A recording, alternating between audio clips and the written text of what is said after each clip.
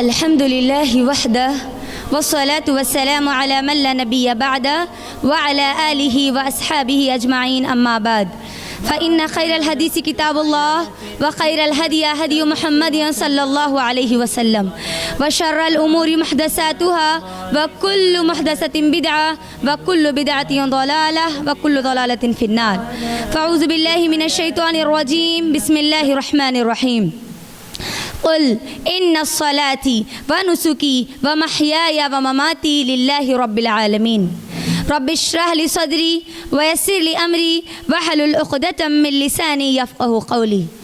मेरी माँ और बहनों, मैं आप तमाम का आज के हमारे इस दर्स में, जो कि रमज़ान फर्स्ट रमज़ान 2022 के इस प्रोग्राम में इस्लामी तरीक़े से इस्तक़बाल करती हूँ। अस्सलामु अलैकुम व रहमतुल्लाहि व बरकातुहू।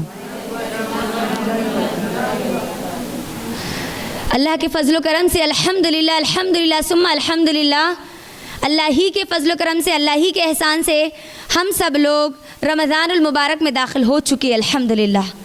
ये अल्लाह का बहुत बड़ा हम पर एहसान है और हम अल्लाह से ये दुआ भी करते हैं कि अल्लाह ताला हम सब को इस रमज़ान से भरपूर फ़ायदा उठाने वाले बना दे, आमीन। इस रमज़ान के हमारी ज़िंदगियों में भेजे जाने के मकसद को हमको पूरा करने वाले बना दे, आमीन। मेरी बहनों, मैं ज़्यादा तमहीदी तौर पर कुछ ना बोलते हुए हमारा आज का जो मेन सेशन है उसकी तरफ मैं आ जाऊंगी। अल्लाह के एहसान से हमें बहुत सारी हमारी बहनें ज़ूम पर भी लाइव सुन रही है अल्हम्दुलिल्लाह अपने घर बैठकर, और आप लोग भी यहाँ पर माशाल्लाह से आकर अजर कमा रही है अल्हम्दुलिल्लाह। ये वो लोग हैं जो ज़ूम पर ज्वाइन हो चुके हैं, जो इंडिया के अलग अलग हिस्सों से है और इंडिया के अलावा दूसरे कंट्रीज़ से भी है, जो अल्हम्दुलिल्लाह हमको ज्वाइन कर चुके हैं अभी अल्हम्दुलिल्लाह। तो सबसे पहली चीज़ मैं आप सबको ये बात बताती चलूँ कि पिछले साल जिन लोगों ने तफसीर के क्लासेस को अटेंड किया था वो इस बात को बखूबी जानते हैं कि पहली क्लास कौन सी क्लास होती है। पहली क्लास आने वाले 21 दिन की इंट्रोडक्शन की क्लास होती है। जो कोई ये पहली क्लास को मिस कर देते हैं, गोया वो उस खुलासे को, उस मग़ज़ को, उस जड़ को, उस असल को खो देते हैं जो कि पूरी क्लासेस की जड़ होती है। तो आज हम इंशाअल्लाह हमारे जो 22 दिन के जो यहाँ पर तफसीर के और अहादीस के क्लासेस होने वाले हैं, उन क्लासेस के इंट्रोडक्शन की क्लास इंशाअल्लाह मैं आप सबके दरमियान रखूँगी इंशाअल्लाह। पिछले साल मैंने इंट्रोडक्शन की क्लास में आप सबको अल्लाह रब्बुल आलमीन का तारुफ़ आप सबके दरमियान रखा था कि कौन है अल्लाह सुब्हानहू व तआला, और अल्लाह सुब्हानहू व तआला के मुकाबिल में हम मखलूक़ क्या क़दर रखती है, क्या औक़ात है हमारी, ये सब चीज़ें मैंने एक डेमो के ज़रिए आप सबको बताया था। वो लोग बखूबी जानते जिन लोगों ने पिछले साल मेरी क्लासेस को अटेंड किया। मेरी बहनों, अगर किसी ने नहीं देखा तो वो यूट्यूब पर मौजूद है, जाकर वो देख सकती है पिछले साल की क्लास। हम लोगों ने अल्लाह का तारुफ़ तो देख लिया, लेकिन अल्लाह सुब्हानहू व तआला की इबादत करने वाली ये मखलूक़ जिसको अल्लाह ने बनाया है, जिसको हम अपने आप को इस इंसान कहते हैं, हमारा क्या तारुफ़ है? क्या हम वाकई अपने बारे में जानती है? क्या हम वाकई हमारा ख़ुद का इंट्रोडक्शन ख़ुद जानती है? क्या वो इंट्रोडक्शन हम जानती है? क्या वो तारुफ़ हम जानती है जो अल्लाह सुब्हानहू व तआला ने कुरान मजीद में मेरा और आपका बयान किया है? मेरी बहनों, मुझे बताओ, क्या बग़ैर आइडेंटिफिकेशन के कहीं पर दुनिया की अगर कोई मामला लिया जाए तो वहाँ पर क्या आपको एक्सेप्ट किया जाएगा? अगर मामूली सा अगर कोई बैंक अकाउंट खोलना है तो वहाँ पर आपकी पूरी कंप्लीट आइडेंटिफिकेशन की आपको ज़रूरत पड़ेगी। आपका अगर आपको एटीएम कार्ड बनवाना है या कोई और कार्ड बनवाना है, या आपको सिर्फ़ और सिर्फ गूगल की अगर कोई आईडी भी अगर बनवाना है, उसमें भी आपको आपका तारुफ़ पूछा जाता है। मैं सही बोल रही हूँ? आप सबको पूछा जाता है ना? यानी आपके बारे में आपका नाम पूछा जाता है, आपकी एज क्या है पूछा जाता है, आप मेल है या फीमेल है पूछा जाता है। फिर जब कंफर्मेशन हो जाता है तब जाके वो एक्सेप्ट होता है, करेक्ट? तो मेरी बहनों, वैसे ही हम मुसलमान औरतें हैं ना, मुसलमान औरतें हैं ना? हाँ अल्हम्दुलिल्लाह। तो हमारा क्या तारुफ़ है? कौन है हम? कौन है हम? क्या है? ज़ोर से बोलिए, सबके जवाब आना। देखो पूरे रोज़े से, मैं भी रोज़े से हूँ। क्या है? अच्छा, मुसलमान, माशाल्लाह। मुसलमान किसको कहते हैं? और और नॉर्मली गैर मुस्लिम जब मुसलमान को देखता है तो क्या समझता है? मुसलमान किसको वो समझता है? किसी ने जवाब दिया, बोलिए, जोर से बोलिए। इस्लाम को मानने वाले गैर मुस्लिम यही बात बोलते हैं ना, क्या बोलते? देखो मेरे को भी बहुत ज़्यादा गर्मी हो रही है, आप लोगों को भी गर्मी हो रही, लेकिन मैं अल्लाह से दुआ करूंगी कि अल्लाह सुब्हानहू व तआला हम सबको जन्नतुल फिरदौस की ठंडी ठंडी हवाओं में अल्लाह ताला बिठाए, आमीन। गर्मी को थोड़ा आज के दिन के लिए बर्दाश्त कर लीजिए, कल इंशाअल्लाह ज़रूर आप लोगों के लिए ठंडे माहौल का इंशाअल्लाह इंतज़ाम कर दिया जाएगा इंशाअल्लाह, और क्लासेस भी जल्दी शुरू कर दी जाएगी इंशाअल्लाह। 10:30 लास्ट टाइम होगा, क्लास शुरू कर दी जाएगी और 1 बजे क्लास मुकम्मल कर दी जाएगी। हाँ, तो हमने क्या सुना कि मुसलमान कौन है? इस्लाम को पूरे बोलिए। अच्छा, इस्लाम किसको बोलते हैं अम्मा? वो तो बुनियाद है, इस्लाम बोलते किसको? क्या है, क्या इस्लाम क्या है? क्या है? जोर से बोलो। दीन। दीन किसको बोलते हैं अम्मा? अरे इस्लाम को दीन बोल रहे ना जी, तो दीन क्या है फिर? दीन किसको बोल रहे? रास्ता, अल्लाह का सीधा रास्ता। देखो छोटा सा सवाल है, मैं हमारे इंट्रोडक्शन की तरफ आ रही हूँ, जो कि हमको मुकम्मल तौर पर कुरान की तफसीर से जुड़ना है आज इंशाअल्लाह। और देखो छोटा बेसिक क्वेश्चन है, कोई गैर मुस्लिम भी आके हमको सवाल कर सकता है ये। आप मुसलमान हैं और दीन किसको बोल रहे भाई? दीन के माने क्या है? और एक प्योर लफ्ज़ बोला गया, कई बार मैं भी मेरे लेक्चर्स में बोल चुकी ये बात। दीन कहते हैं कानून को, लॉ को। किसको बोलते हैं? जैसे हमारे इंडिया का कॉन्स्टिट्यूशन लॉ है ना, है नहीं है ना? हाँ, तो आप देख सकते हैं सूरह यूसुफ में अल्लाह सुब्हानहू व तआला ने दीन को कानून कहा, ठीक है? तो अब यहाँ पर बात समझना है, मैं और आप क्या है? मुसलमान है। क्या है बोलो? हाँ, मुसलमान किसको बोलते हैं? इस्लाम को मानने वाले। किसको बोलते हैं? इस्लाम किसको बोलते हैं? दीन को बोलते हैं। दीन क्या है? कानून है। अब मेरा और आपका दीन क्या है? मेरा और आपका दीन क्या है? अब क्या है? इस्लाम है। अच्छा, दुनिया के हर लॉ की, हर कानून की किताब होती? इंडियन कॉन्स्टिट्यूशन की बुक है एक, है ना? हाँ, मेरे और आपका जो दीन इस्लाम है उसकी कॉन्स्टिट्यूशन बुक क्या है? मेरे और आपकी लॉ की बुक क्या है? जोर से बोलो। ये कुरान है, ये लॉ की बुक जिसको आज हमने सिर्फ और सिर्फ रमज़ान के लिए मुकर्रर कर लिया, जिसको हमने आज सिर्फ और सिर्फ तोता मैना की तरह सूरह फातिहा से लेकर सूरह नास तक इतना स्पीड पढ़ने का एक ज़रिया बना लिया, जिसमें हम सिर्फ और सिर्फ सवाब कमाना चाहते हैं। मुझे बोलो, क्या किसी मुल्क का कानून सिर्फ और सिर्फ पढ़ने के लिए बनाया जाता है? ज़ोर से बोलना अब जी, बोलो, ज़ोर से बोलो। क्या उसको कानून बोला जाएगा जो कि आप सिर्फ और सिर्फ पढ़ने के लिए रखा जाए? अब यहाँ पर एक बात याद रखो, हम मुसलमान कौम हैं तो हम एक बाइज्जत कौम हैं। क्या है? और बाइज्जत कौम को एक बाइज्जत किताब दी गई। बात आई समझ में? दोहराओ थोड़ा अल्फाज को। हम मुसलमान हैं, बोलो पूरे, और हम बाइज्जत कौम हैं, और बाइज्जत कौम को बाइज्जत किताब दी गई।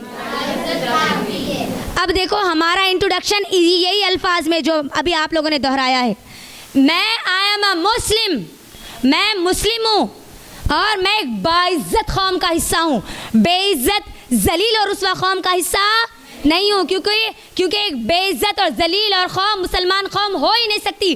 वो कौम तो हो ही नहीं सकती जिसकी किताब ये कुरान हो। बात आई समझ में आप सबको? क्योंकि मैं आप सबको उस तरफ मोड़ना चाहती हूँ जो आज का मेरा असल उन्वान है, मेरा और आपका तारुफ, मेरा और आपका इंट्रोडक्शन। तो बात यहाँ पर ये अच्छी तरीके से वाज़े हो चुकी कि मैं और आप अगर मुसलमान हैं तो मेरी और आपकी किताब सिर्फ और सिर्फ पढ़ने की नहीं है, तोता और मैना की तरह सवाब की नीयत से पढ़ने की, सिर्फ और सिर्फ रमज़ान को पढ़ने की किताब ही है। अच्छा, तो फिर क्या करने की अम्मा जी, समझ कर पढ़ने की है। कल कितने लोगों ने तरावी को अदा किया? पहला पारा हो चुका तकरीबन मुकम्मल है ना? मेरी बहनों, अपने दिलों पे हाथ रख के बोलो, उस पहले पारे में आपने कुरान को कितना समझा तरावी के दौरान?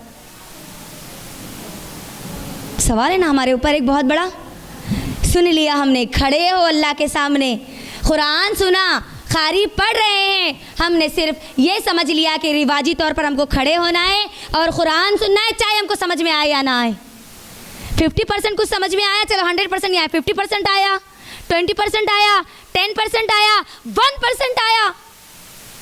सवाल है, मैं और आप कुरान को मानने वाले, मेरी और आपकी किताब कुरान है, तरावी में खड़े होकर हम कुरान सुन रहे हैं, लेकिन अगर समझ नहीं रहे हैं तो हमने इस कुरान को हमारी लॉ की किताब नहीं समझा, मेरे और आपके क़ानून की किताब नहीं समझा। मेरी बहनों, क्यों नहीं समझा मालूम है? क्योंकि ये कुरान जितनी कुर्बानियों के बाद मेरे और आपके हाथ में आई ना, वो कुर्बानियों को हम नहीं जानते, भूल चुके हैं हम वो कुर्बानियाँ। आज हम बड़े आसानी से हमारे हाथ में कुरान पकड़ लेते हैं, कुरान को खोलकर आसानी से पढ़ लेते हैं, अल्लाह सुब्हानहू व तआला की बातें मालूम कर लेते हैं, अल्लाह सुब्हानहू व तआला क्या कह रहा हुक्म हम जान लेते हैं। लेकिन क्या आप जानती है इस कुरान के लिए हमारे सहाबा ने कितनी कुर्बानियाँ दी? ये कुरान जो मेरे और आपके हाथ में है, क्या ये कुरान ऐसे ही आसमान से नाजिल कर दिया गया? क्या ये मुझ तक और आप तक ऐसे ही पहुँचा दिया गया? बोलिए नहीं। मेरी बहनों, अगर इस्लाम के सोल्जर्स ने, इस्लाम के सिपाहियों ने, यानी मेरे और आपके सहाबा और सहाबियात ने अगर इस्लाम के लिए क़ुरबानियाँ ना दी होती तो पता नहीं मैं और आप आज कहाँ होते, किस दर पर होते, किस जगह होते, किस जगह अपने सर को झुकाकर गैरुल्लाह से मांगते हुए होते। हम इस बात को नहीं जानते। हमारे सहाबा की क़ुरबानियाँ अगर नहीं होती तो आज इंडिया में मुसलमान नहीं होते। सहाबा इंडिया तक पहुँचे, दुनिया के कोने कोने तक पहुँचे इस कुरान के पैगाम को लेकर। अगर वो अपने घरों से नहीं निकलते, अगर वो अपने जान की, माल की तमाम चीज़ों की अगर कुर्बानियाँ नहीं देते तो मैं और आप आज आराम से अपने हाथों में कुरान लेकर पढ़ते हुए नहीं होते। मेरी बहनों, याद करो वो हमारे कुछ सहाबा के वाक़यात जिन्होंने कुर्बानियाँ दी इस्लाम के लिए। जब इस्लाम मक्के की सरज़मी पर अल्लाह सुब्हानहू व तआला के हुक्म से ऐलान किया गया तो क्या हमारी तरह आज आसान था नमाज़ पढ़ना, अल्लाह सुब्हानहू व तआला के अल्लाह सुब्हानहू व तआला के नाम को बुलंद करना, रसूलुल्लाह की रिसालत को बुलंद करना क्या आसान था? खब्बाब रज़ी अल्लाह तआला अन्हु पढ़िए, अगर खब्बाब रज़ी अल्लाह तआला अन्हु अपने जिस्म की कुर्बानी ना दिए होते तो आज हम तक इस्लाम नहीं पहुंचा होता। कौन है खब्बाब रज़ी अल्लाह तआला अन्हु? वो सहाबी रसूल जिनके इस्लाम कबूल करने पर उनको कोयले पर लिटा दिया जाता है, गरम गरम कोयलों पर लिटा दिया जाता है और फिर वो कोयले उनके जिस्म की तपिश की वजह से ठंडे हो जाते हैं। ये खब्बाब रज़ी अल्लाह तआला अन्हु, सोहेब रज़ी अल्लाह तआला अन्हु जिनको मारा जाता था, जिनको उनके पूरे हाथ पैर को बांध कर मुशरिकीन मक्का मारा करते थे, जिस्म के एक एक हिस्से पर उनके जिस्म पर मार थे, सिर्फ इस्लाम कबूल करने की वजह से, सिर्फ कुरान की सदाएं बुलंद करने की वजह से। ज़ुन्नूरा रज़ी अल्लाह तआला अन्हा, ज़ुन्नूरा कौन है? वो हमारी वो सहाबिया है जिसको अबू जहल ने इतना मारा जिनके दोनों आँख अंधे हो चुके थे। नहदिया रज़ी अल्लाह तआला अन्हा, ये हमारी वो सहाबिया थे जिन्होंने कुर्बानियाँ दी इस्लाम के लिए। सुमैया रज़ी अल्लाह तआला अन्हा, जानते हैं हम सुमैया रज़ी अल्लाह तआला ने कैसी शहीदा की, अल्लाहु अकबर, मिसाल मेरे और आपके सामने बयान कर दी। खदीजा रज़ी अल्लाह तआला अन्हा, माल की कुर्बानी, अपने औलाद की कुर्बानी, औलाद को लगा दिए दीन के लिए, शौहर दीन पर लगे हुआ है, घर पूरा अल्लाह के दिन के लिए लगा हुआ है। अगर वो औरत यानी मेरी और आपकी माँ खदीजा रज़ी अल्लाह तआला अन्हा उस वक्त अगर कुर्बानी नहीं दी होती तो ये कुरान की किरणें मुझ तक और आप तक नहीं पहुँची होती। लेकिन मुझे बताओ, हम आज क्या कुर्बानियाँ दे रहे हैं इस कुरान पर अमल करने के लिए, कुरान को पढ़ने के लिए? कोई ऐसी कुर्बानी है जिस पर आपको जिसमें आपके जिस्म पर जुल्म किया जा रहा हो, जिसमें आपके घर वालों पर जुल्म किया जा रहा हो? क्या हम कोई ऐसी कुर्बानी दे रहे हैं कि आज हमको नमाज पढ़ने पर मारा जा रहा है, कुरान पढ़ने पर जुल्म किया जा रहा है? मेरी बहनों, आज तक हमने एक ख़तरा भी अपने खून का अल्लाह के लिए नहीं बहाया। सोचो थोड़ी देर के लिए, हिदायत का ये ज़िम्मा, हिदायत की ये किताब, इसको हम तक पहुंचाने के लिए हमारे असलाफ ने, हमारे सहाबा ने, हमारी सहाबियात ने, सिर्फ सहाबा नहीं, सिर्फ मर्द नहीं, बल्कि औरतों ने भी अपने घर को छोड़ा। मुहाजिरीन निकले मक्का से मदीने की तरफ। अस्मा बिनते अबी बकर रज़ियल्लाहु ताला अन्हा, जानते हैं ना, हिजरत करके कहाँ से कहाँ गए, अकेली वो अल्लाह की बंदी निकली मक्का से मदीना जाने के लिए। क्यों निकली? इस कुरान पर अमल करने के लिए ना। क्या आज हमको निकाला जा रहा है मैंने हमारे घरों से कुरान पर अमल करने के लिए? बताइए, हाँ नहीं ना। लेकिन आज हिदायत की किताब हमारे हाथ में होने के बावजूद मेरी बहनों, आज हम हिदायत से महरूम हैं। ना जाने अभी तक हमारी ज़िंदगियों में कई रमज़ान आए चले गए, कुरान को हमने पढ़ लिया, लेकिन क्या इतने सालों में कुरान को कभी समझने की कोशिश की? सूरह फातिहा से लेकर सूरह नास तक सिर्फ ये एक छोटी सी किताब है, 114 चैप्टर है बस, इसके अंदर और कुछ भी नहीं है। आज MBBS करने के लिए या फिर MD करने के लिए या कोई और प्रोफेशन में जाने के लिए कितनी किताबें पढ़नी पड़ती है? नहीं पढ़नी पड़ती। एग्ज़ाम जब हम लिखने जाते हैं तो किताब को छन्नी छन्नी करके जाते हैं। हम जानते हैं, जो स्टूडेंट्स हैं वो अच्छी तरह इस बात को जानते हैं। एक एक सवाल गौर करके जाते हैं, एक एक लाइन को गौर करके जाते हैं, ताकि कहीं वो सवाल हमको एग्ज़ाम में ना पूछा जाए। मेरी बहनों, हमने शायद जितनी मर्तबा कुरान को पढ़ा होगा ना, हमारी जो शोबे की किताबें, हमारी जो फील्ड की किताबें, हमने शायद उसको उतनी मर्तबा नहीं पढ़ा होगा। इतनी मर्तबा कुरान पढ़ लिए, लेकिन उसके बावजूद भी कुरान में है क्या हमको नहीं मालूम। तो सोचो इसके अंदर कमज़ोरी किस बात की है? सोचो थोड़ी देर के लिए, क्या ये कुरान सिर्फ और सिर्फ रमज़ान में तोता और मैना की तरह पढ़ने के लिए आया? क्या अल्लाह ने रमज़ान को हमारी ज़िंदगी में इसीलिए भेजा कि जाओ कुरान 1 पढ़ लो, 2 पढ़ लो, 10 दिन में पढ़ लो, 20 दिन में पढ़ लो? क्या अल्लाह ने इसीलिए भेजा? नहीं मेरी बहनों, रमज़ान में तो कुरान की यकीनन यकीनन ये शहरुल कुरान है, रमज़ान का महीना है, कुरान का महीना ये रमज़ान है। लेकिन ये कुरान सिर्फ़ और सिर्फ मुसलमानों की किताब नहीं है, ये कुरान सिर्फ़ और सिर्फ रमज़ान में पढ़ी जाने वाली किताब नहीं है, बल्कि मेरी और आपकी ज़िंदगी के हर मसले का जवाब है, हर प्रॉब्लम का सल्यूशन है ये कुरान। इसीलिए सलफ़ कहते हैं, या नबी सल्लल्लाहु अलैहि वसल्लम भी कई हदीस में नबी सल्लल्लाहु अलैहि वसल्लम ने हमको बता दिया, Quran is not a book of religion. Quran एक मजहबी किताब नहीं है, बल्कि ये तमाम की तमाम सल्यूशन की किताब है। दुनिया में जितने प्रॉब्लम्स आएंगे, चाहे वो आदम अलैहिस्सलाम से लेकर अब क़यामत तक के क्यों ना हो, वो तमाम की तमाम चीज़ें इस कुरान में उसके सल्यूशन बयान कर दिए गए। मेरी बहनों, क्या हमने हमारी ज़िंदगी के जितने प्रॉब्लम्स है उसको कभी कुरान में ढूंढने की कोशिश की उसका सल्यूशन? क्योंकि हमने इस्लाम को ही नहीं समझा ना। इस्लाम को हमने क्या समझा? एक दीन है जी भाई, ओ मुसलमान है भाई है, लेकिन क्या इस्लाम की जो किताब है ना उसको समझा? ना इस्लाम को समझा। इस्लाम का मतलब क्या है? एक रिलीजन, एक मज़हब है बस? नहीं, इस्लाम मेरे और आपकी ज़िंदगी का प्रैक्टिकल सल्यूशन है, अमली जवाब है मेरे और आपके लिए, हर इंसान के लिए जो परेशान है, जो कामयाबी हासिल करना चाहता है, जो वाकई सुकून हासिल करना चाहता है, जो अपना दिली सुकून हासिल करना चाहता है, वो इस्लाम को आए, इस्लाम को पढ़े, इस्लाम पर अमल करे, फिर देखिए उसको कैसे उसकी ज़िंदगियों में सुकून मिलता है।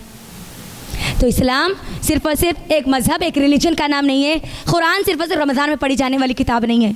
तो अब जब अल्लाह सुब्हानहू व तआला ने ये पूरी दुनिया बनाई, जब दुनिया बनाई तो पहला इंसान किसको बनाया अल्लाह ने? पूरे बोलना, आदम अलैहिस्सलाम को बनाया। आदम अलैहिस्सलाम से लेकर आखिरी नबी कौन है हमारे? जी जोर से आना आवाज़। मोहम्मद रसूलुल्लाह। वो कौन से नबी थे जिनको सबसे पहली शरीयत दी गई? पहली शरीयत किसको दी गई? पहली शरीयत इस्लामिया किसको दी गई? मैं क्योंकि आगे उस टॉपिक पर आ रही हूँ इसीलिए मैंने सवाल आपके सामने छेड़ा।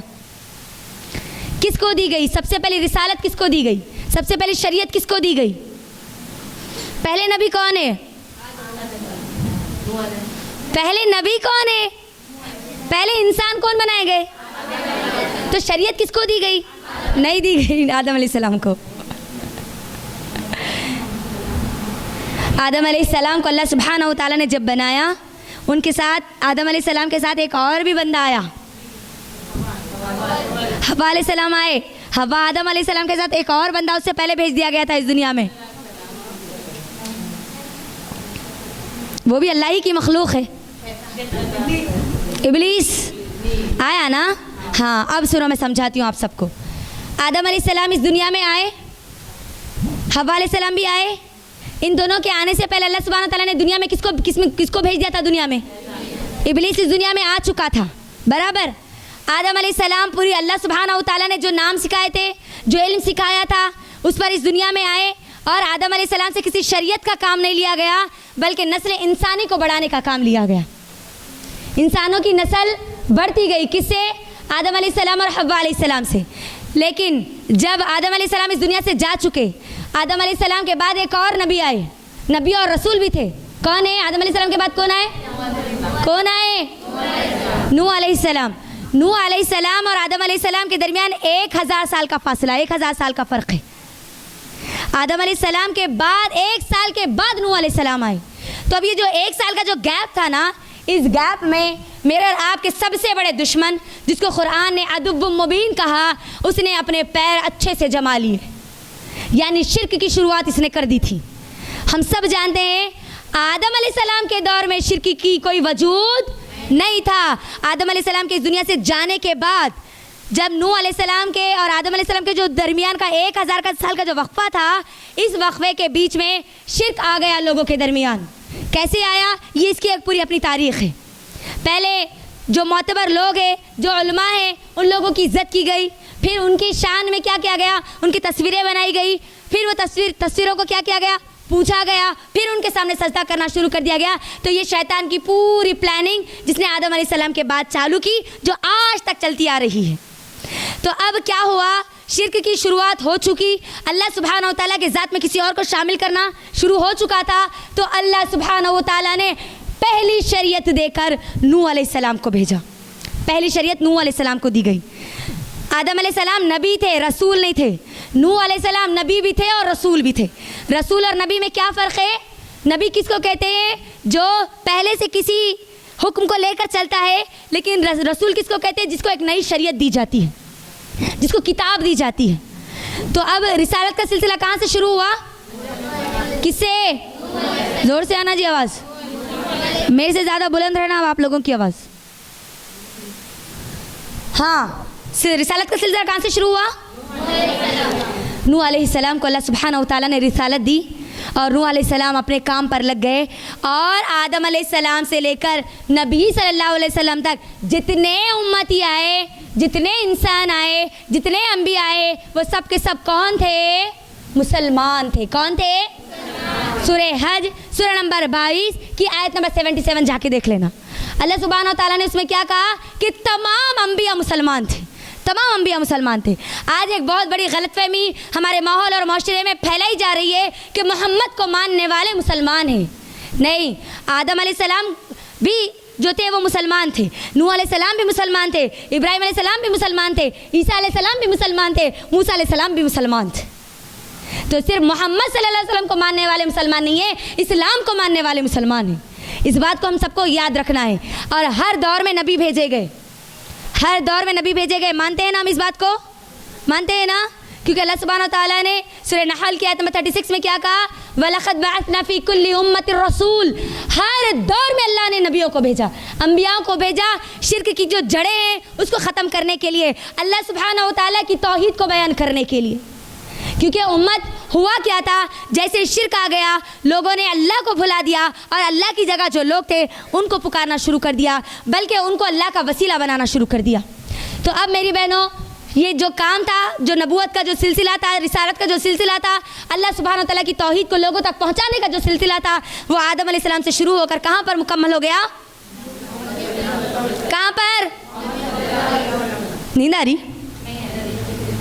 भूख लग रही? प्यास लग रही? नहीं लग रही ना? आगे के पॉइंट्स बहुत अहम है, क्योंकि मैं असल मेरे उन्वान पे अभी आई नहीं, अभी तो ये तमहीदी तौर पे चल रही हूँ मैं अभी खाली। आगे अभी बहुत ज़बरदस्त चीज़ें आने वाली हैं इंशाअल्लाह। तो अब यहाँ पर देखो, ये बात बहुत अहम है। नबूवत का सिलसिला जो आदम अलैहिस्सलाम से शुरू हुआ तो ख़त्म कहाँ पर हुआ? मुहम्मद रसूलुल्लाह मोहम्मद सल्लल्लाहु अलैहि वसल्लम पर मुकम्मल हो गया। अब मोहम्मद सल्लल्लाहु अलैहि वसल्लम के बाद अब कोई और नबी आने वाले है? आने वाले नहीं है। कोई और नबी एक नई शरीयत लेकर आने वाले नहीं है। अच्छा, अंबिया इस दुनिया से चले गए, अब अल्लाह की तौहीद को बुलंद करने का काम फिर किसको दिया गया जी? किसको दिया गया? उम्मतें तो बहुत सारी है। किसको? मैं और आप उम्मत मोहम्मदिया, वो उम्मत मोहम्मदिया जिसमें आने के लिए अंबियाओं ने दुआ की, ये है मेरी और आपकी पहचान। अल्लाह के लिए अपने मकाम को समझो कि हम कौन हैं। हम वो लोग हैं जिनको अल्लाह ने चुना है उम्मत मोहम्मदिया के लिए। लेकिन आज अफसोस की बात है, वो कौम जिसको लीडर बना कर भेजी गई, वो कौम आज गुलाम बन चुकी है दूसरी कौमों की। उम्मत मोहम्मदिया में मैं और आप अब ये कुरान को लोगों तक पहुंचाना, इसको समझना, इसको समझाने की जिम्मेदारी अब मेरी और आपकी है। क्योंकि अल्लाह ने क्या कहा सूरह अल इमरान में? अल्लाह ने क्या कहा? कुंतुम खैरा उम्मतिन उखरिजत लिन्नास तामुरूना बिल मारूफ व तनहौना अनिल मुनकर व तुमिनूना बिल्लाह। अल्लाह सुब्हानहू व तआला जो आखिरी आयत की आखिरी टुकड़े में क्या कहता है, गौर करो आप। व तुमिनूना बिल्लाह, अगर तुम वाकई अल्लाह पर अगर ईमान रखते हो तो तभी तुम उससे पहले के काम करोगे, वरना नहीं करोगे। और काम क्या है? काम क्या है? कुंतुम खैरा उम्मतिन उखरिजत लिन्नास, तुम निकाली गई, तुम चुनी गई, तुम ऐसी वैसी कौम नहीं हो, तुम एक स्पेशल फोर्स हो, दीन इस्लाम के एक स्पेशल सिपाही हो तुम लोग, जिसको अल्लाह ने तमाम उम्मतों में से तुमको चुना। अल्लाह ने किस लिए चुना? क्या खाली ऐसे ही चुन लिया अल्लाह ने? नहीं। किस लिए? अनिल मारूफ व तनहौना अनिल मुनकर। किसके लिए? नेकी का हुक्म देना और बुराइयों से। इस दुनिया की सबसे बड़ी नेकी क्या है? जल्दी बोलो, जोर से बोलिए। आप क्या बोले अभी? जोर से बोलिए। दुनिया की सबसे बड़ी तो नेकी क्या है? मैं बोल रही हूँ थी, मेरी जुबान से निकल रहा था। लफ्ज़ क्या है वो? क्या है? दुनिया की सबसे बड़ी नेकी है ये। सबसे बड़ी नेकी क्या है? सबसे बड़ा गुनाह और जुल्म क्या है? क्या है? तो अब मेरी और आपकी जिम्मेदारी क्या है? क्या? और एक बार बोलो। शैतान तो अब नहीं है, मस्त ने अल्लाह सुब्हानहू ताला ने उसको बंद कर दिया है ना। ये वो महीने में मैं और आप अब आ चुके जिसमें शैतान भी हमको बहकाने वाला नहीं है। तो अब यहाँ पर हम हमारे खुद के नफ्स को जो है ना उसको खामोश बिठा के रखना। उन्हें नहीं गया अभी, उन्हें हमारे साथी थे, ठीक है। नफ्स का शैतान उन्हें क्या करता मालूम? अम्मा इतनी गर्मी हो रही है, अंदर से पसीने जा रहे तुझे, कैसा जवाब देती तू? उसको बोलना मैं जवाब देती, तू देख ज़रा बोलना उसको, ठीक है। हाँ, अब दे के बताना। हाँ, तो अब यहाँ पर बोलो, कहाँ पढ़ते हैं हम लोग? सबसे बड़ी नेकी क्या है? सबसे बड़ा जुल्म क्या है? तो अब मेरी और आपकी जिम्मेदारी क्या है मालूम? तौहीद की दावत देना और शिर्क से रोकना, जिसके लिए कुरान को भेजा गया। ये कुरान का 75% हिस्सा तौहीद के बारे में बयान किया जाता है। 75% हिस्सा तौहीद है इसके अंदर। कौन है अल्लाह? क्या करता है अल्लाह? अल्लाह के काम क्या है? अल्लाह की पहचान क्या है? 75% हिस्सा तौहीद के बारे में बताया गया। जब तौहीद बताया गया, उसके अपोजिट में शिर्क भी बता दिया गया कि देखो सिर्फ नेकी मत करो, नेकी तो करना है लेकिन गुनाह की पहचान भी तुमको होना ज़रूरी है ना। अगर तुमको गुनाह की पहचान नहीं होगी तो क्या तुम नेकी को पहचान सकोगे? नहीं सकोगे। तो अब यहाँ पर ये काम मुझको और आपको दिया गया। मुझे अपने दिलों पर हाथ रखकर बताइए कि इस काम को हमने आज तक कितना अंजाम दिया? बोलो, क्या कभी हम हमारी जिम्मेदारी समझे? माँ अगर है तो ये समझती है कि मेरी बेटियों की मुझ पर जिम्मेदारी है, उनकी शादी करना है, उनको अच्छे घर में देना है। यकीनन ये माँ की जिम्मेदारी है, माँ बाप की जिम्मेदारी है। बिल्कुल वैसे ही उससे कई गुना ज़्यादा मुझ पर और आप पर ये जिम्मेदारी है कि मैं और आप इस पैगाम को पढ़े, समझे और लोगों तक पहुँचाए। क्योंकि अल्लाह ने कहा है कि कुंतुम खैरा उम्मतिन, वही लोग खैर उम्मत में शामिल होंगे जो ये काम करेंगे। वरना उम्मत मोहम्मदिया में होने के बावजूद भी वो मकाम जो अल्लाह ने अता किया था, उस मकाम के फिर हम काबिल नहीं होंगे। इस बात को याद रख लीजिए। तो अब यहाँ पर 3 चीज़ें जो बड़ी अहम है, जो आप सबको समझनी है तौहीद के लिए, रिसालत के लिए और आखिरत के लिए, सब चीज़ों को जो समझनी है। सबसे पहली चीज़ सूरतुल फातिहा की पहली आयत को आपको समझना होगा। क्या है पहली आयत? बोलो, क्या है? क्या बोला गया उसके अंदर? रब्बुल आलमीन बोला गया ना। अल्लाह रब्बुल आलमीन कौन है? आलमीन का रब है। किसका रब है? सिर्फ मेरा और आपका रब है?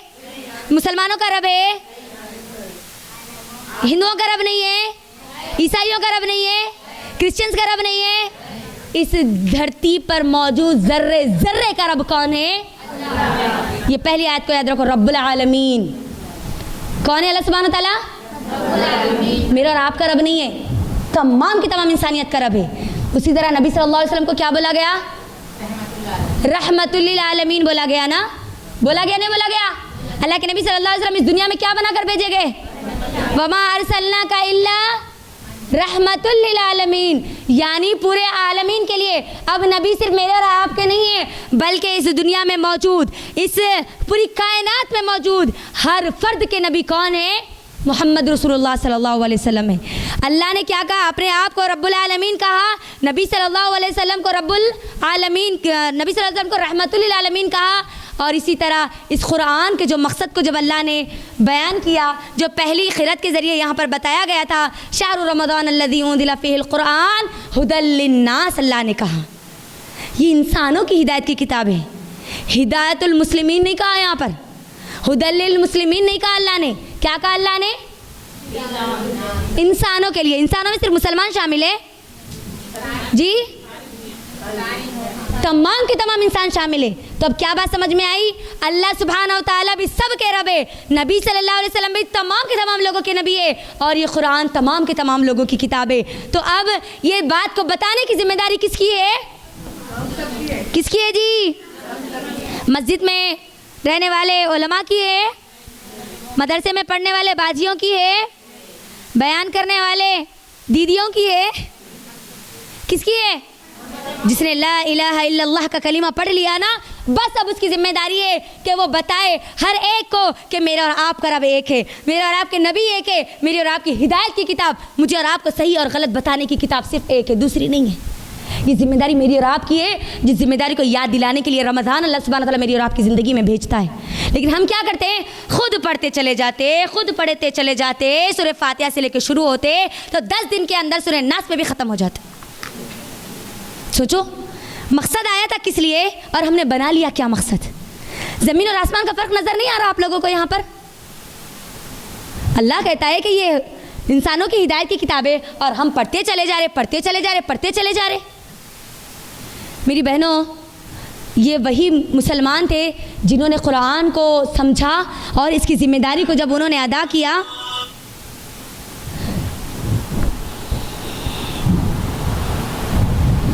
गेस्ट के कॉल्स आ रहे हैं।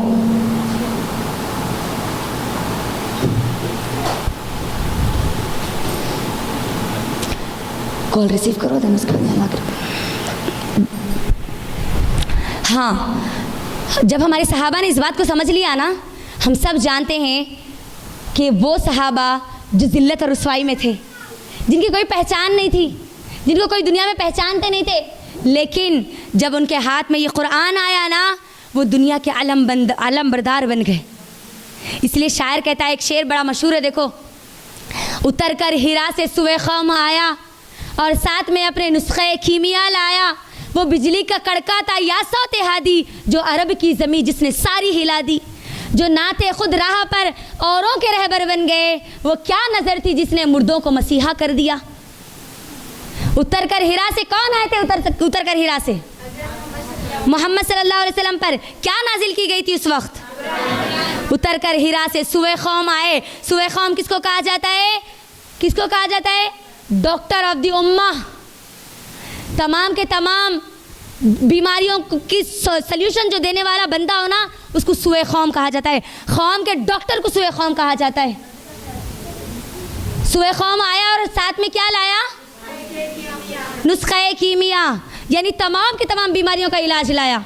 वो बिजली की कड़का था या सौते हादी, वो बिजली की कड़क थी या हिदायत देने वाली आवाज़ थी, अरब की ज़मीन जिसने सारी हिला दी। हम सब जानते हैं जब इस्लाम आया 23 साल में पूरा का पूरा अरब बदल चुका था, सिर्फ और सिर्फ 23 साल। मेरा आप भी मुसलमान है ना?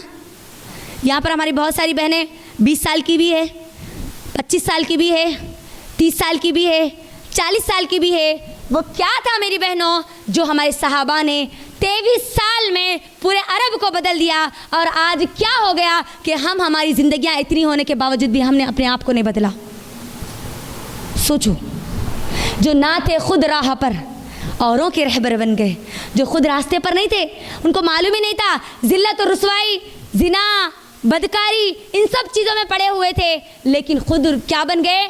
लोगों के रहबर बन गए, हमको आज रास्ता बताने वाले बन गए। कुरान में जिनकी अल्लाह ने गवाहियाँ दे दी, अल्लाह ने क्या कहा? जो कोई सहाबा के रास्ते पर होगा ना, अब वही कामयाब होंगे। बस सूरह बकरा के एतबार 138 में अल्लाह ने ये बात कह दी, अब मेरे और आपके लिए कामयाबी के ज़मीन मेरे और आपके सहाबा बन गए। तो ऐसी क्या चीज़ थी मेरी बहनों जो जिसने उनकी ज़िंदगियाँ बदल दी, लेकिन आज हमारी ज़िंदगियाँ नहीं बदलती? सोचो, ये कुरान वही कुरान है ना? कुरान चेंज हुआ, नबी चेंज हुए, इसके पैगामात चेंज हुए ना, कुरान का एक एक लफ्ज़ चेंज हुआ ना, इसका पैगाम चेंज हुआ ना, इसके अल्फाज बदले। तो ऐसा क्या हो गया मेरी बहनों कि कुरान के मकसद को उन्होंने तो समझा, अपनी ज़िंदगियां बदल दी। ज़मीन पर थे तो आसमान पर वो पहुंच गए, आसमान पर उनकी सदाएं बुलंद कर दी गई। और आज क्या हो गया कि वो कौम जिसके पास ये सबसे बेहतरीन किताब है, जिसका मुकाम आसमानों में बुलंद है, वो कौम आज ज़मीन की तह में कैसी चली गई? सोचो आप थोड़ी देर के लिए। आज निशाना अगर किसी पर लगाया जाता तो किस पर? मुसलमानों पर। उंगली उठाई जाती है किस पर? सोचो थोड़ी देर के लिए, पूरी दुनिया में आज अगर किसी कौम पर सबसे ज़्यादा नजरें टिकी हुई है तो वो मुसलमान पर है। हालात इस बात के गवाह हैं, हम सब इस बात को जानती हैं, हम देख रहे हैं अपडेट्स, हम ये बात जानते हैं अपडेट्स में कि हर बार इस्लाम मुसलमान, इस्लाम मुसलमान, इस्लाम मुसलमान। क्यों आज जिल्लत और रुसवाई की इन पस्तियों में हम आज हैं? मेरी बहनों, आप जानती है अल्लाह सुब्हानहू व तआला ने नबी सल्लल्लाहु अलैहि वसल्लम के ज़रिए वो जवाब भी हमको कुरान में दे दिया। जब तुम जिल्लत और रुसवाई के दहाने पर होगे ना, तो तब भी जब कुरान को तुम पकड़ लोगे ना, तब भी तुम बचोगे, क्योंकि उसके अंदर बताया गया कि तुम्हारी जिल्लत और रुसवाई की वजह क्या है। अल्लाह सुब्हानहू व तआला ने सूरह फुरक़ान में क्या कहा? नबी सल्लल्लाहु अलैहि वसल्लम कल क़यामत के दिन किस बात की शिकायत करेंगे? वक़ाल रसूल या रब्बी इन्नी कौम इत्तख़ज़ू हाज़ल क़ुरआन महजूरा। नबी सल्लल्लाहु अलैहि वसल्लम अल्लाह सुब्हानहू व तआला के सामने कहेंगे, ए अल्लाह, ये मेरी वो कौम थी जिन्होंने कुरान को छोड़ दिया। किसको छोड़ दिया? लेकिन हम तो हर रमज़ान में कुरान पढ़ते हैं, पढ़ते नहीं पढ़ते? 10 दिन में पढ़ लेते, तरावियों में सुन लेते। फिर अल्लाह के नबी सल्लल्लाहु अलैहि वसल्लम किसके बारे में बोल रहे? हम तो पढ़ रहे भाई कुरान, है ना? सूरह फातिहा से शुरू हो रहे, सूरह नास में भी ख़त्म हो जा रहे हैं हम। ज़िंदगियों में ना जाने हमने अभी तक कितनी कुरानें पढ़ ली, लेकिन अल्लाह के नबी सल्लल्लाहु अलैहि वसल्लम शिकायत करेंगे कि कुरान में मौजूद है ये बात भी पढ़ ली हम कुरान में, लेकिन हमको मालूम नहीं है। तो मुझे बोलो फिर ये किसके हक़ में होंगी? ये उन लोगों के हक़ में होंगी जिनके हाथों में तो कुरान होगा, जो कुरान को सूरह फातिहा से सूरह नास तक तो पढ़ लेंगे, लेकिन उसके अंदर जानेंगे नहीं, देखेंगे नहीं, समझेंगे नहीं कि अल्लाह का पैगाम क्या है, अल्लाह का हुक्म क्या है। क्या ऐसी ही हमारी ज़िंदगी आज नहीं है? क्या आज ऐसे ही हमारा वक्त नहीं गुजर रहा? क्या ऐसे ही आज तक हमारे रमज़ान नहीं गुजरे? सोचो मेरी बहनों, थोड़ी देर के लिए अपने आप पर गौर को। जो इंसान खुद पर गौर नहीं करता वो अपनी पहचान को कभी नहीं पहचान सकता। मैं कौन हूँ, मुझे क्या मकाम दिया, और मैं आज यहाँ पर हूँ तो क्यों, किस वजह से हूँ? कोई ना कोई फॉल्ट आया ना कुछ वजह है ना, तभी आज हम जिल्लत और रुसवाई के इस दहाने पर हैं। तो मेरी बहनों याद रखो, आज हम जो मुसलमान बन गए ना, 50-50 मुसलमान बोल रहे, नहीं बोल रहे? 50-50 मुसलमान बोल रहे ना। मिसाल के तौर पर बताती हूँ मैं आपको। देखो हम अपने आप को क्या बोल रहे हैं, आवाज़ आ रही ना मेरी? 50-50 मुसलमान बोल रहे, राइट? अमल कर लो, जितना मालूम है कर लो जी भाई, जितना दिल बोल रहा कर लो, बाकी का छोड़ दो। 50 - 50 क्या होता बोलो? 0। क्या होता? 0। क्या होता? 0। कल क़यामत के दिन यही होगा 50-50 अमल करने वालों का अंजाम। बात आई समझ में आप सबको? नमाज पढ़ लो, कुरान पढ़ लो, रमज़ान आया थोड़ा बहुत, चलो ले लेके चले जाओ, मुसलमान है ना भाई अपन, चलो ले लेके चले जाओ। 50 - 50 देख लो, हमारा अंजाम ये होगा। थोड़ा अमल करके थोड़ा छोड़ने वालों का अंजाम ये होगा। लेकिन जो 50+50 होंगे वो उनके कितने मार्क्स होंगे? और जन्नत कितने दर्जा थे? 100 दर्जा थे। और 100वां दर्जा कौन सा है? जन्नतुल फिरदौस है। अब बोलो, ये जन्नतुल फिरदौस हासिल करने के लिए क्या आप 50 - 50 पर अपने मार्क्स रखकर इसको हासिल कर सकते हैं? करते यही बताना चाह रही थी मैं यहाँ पर। प्रैक्टिकल करके बताने का मकसद ये है कि ये देख लेना, या मेरी नमाज है, या मेरी कुरान है, या मेरा रोज़ा है, या मेरी ज़कात है, या मेरे सदक़ात है, और या मेरा अमल नहीं। समझ रहे बात को? बात आ रही आप सबको समझ में? यस, इल्म आ गया भाई हमारे को, आ गया। नमाज पढ़ना मालूम हो गया, नमाज आप पढ़ रहे हैं हम, और रोज़े भी रख रहे हैं। अब रोज़े से अल्हम्दुलिल्लाह, हम सब रोज़े की हालत में अल्हम्दुलिल्लाह, है ना। ज़कात भी अदा करते, सदक़ात भी देते, हज भी करते, लेकिन जब अमल की बारी आती तो वहाँ पर हमारा इस्लाम 50 माइनस पे चला जाता। इस्लाम प्रैक्टिकल सोल्यूशन है, बोली नहीं भाई, थ्योरी सोल्यूशन है। खाली एक बोल देने वाला एक कोड है क्या? इस्लाम अमल का नाम है। इस्लाम किसका नाम है बोलो? इस्लाम अमल का नाम है। जब तक आपका अमल नहीं होगा ना, तब तक ये तालीमात आपको फ़ायदा देने वाली नहीं है। बिल्कुल उसी तरह ये कुरान सिर्फ पढ़ लेने से आपके ऊपर कोई असर होने वाला नहीं है, आपको इज़्ज़त और तरक्की मिलने वाली नहीं है, बल्कि ये कुरान पर जब तक आप अमल नहीं करेंगे, जब तक आपकी अमली ज़िंदगी में ये कुरान चलता फिरता नज़र नहीं आएगा, तब तक ये कुरान आपको फ़ायदा नहीं देगा। बैठा ये दिमाग में? अब खाली पढ़ लेना काफ़ी है जी? अमल नहीं है। समझ जाओ कि अब आपके इल्म का आना भी आपके पास कोई फ़ायदा नहीं है, क्योंकि शैतान को भी बड़ा इल्म था, है मुझसे और आपसे ज़्यादा इस्लाम का इल्म अगर किसी को है तो शैतान को है। और शैतान जहन्नम में जाने की वजह क्या है? उसने अमल नहीं किया। अल्लाह ने जो हुक्म दिया था उस पर अमल नहीं किया ना। सुना उसने भी, सुना नहीं सुना? सुना ना? नहीं सुन तू, बल्कि दुकाना लगा लिया। सुना ना हो, फिर क्या नहीं करा उन्हें? अमल नहीं करा। आज हमारा अमल क्या है? यही अमल है ना।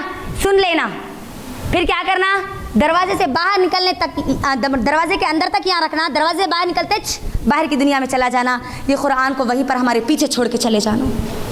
रमज़ान आया, कुरान आया, कुरान की जो फरियाद है ना, कभी पढ़ो उसको, कभी देखो उसको।